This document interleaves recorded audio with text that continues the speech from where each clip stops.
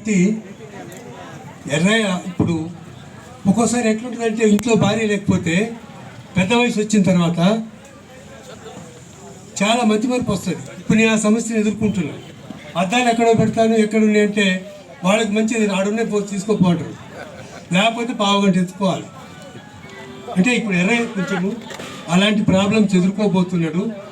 నేను చెప్పేది ఏంటంటే ఎర్రయ్య వాళ్ళు ఉండేటువంటి కొడుకులు కోడళ్ళు, ముఖ్యంగా అక్కడ చిన్న బాబు దగ్గర ఉంటాడు కాబట్టి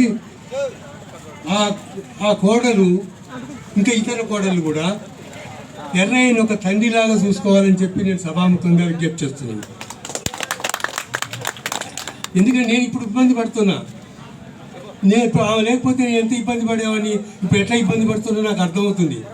ఎర్రయ్య నాకంటే చాలా పెద్దవాడు, కనీసం 6-7 ఏళ్ళు పెద్దవాడు. మరి ఆయన కూడా ఇటువంటి సమస్యలు రావచ్చు, ఇబ్బందులు ఉంటాయి. కాబట్టి ఆ రకంగా చేయాలి.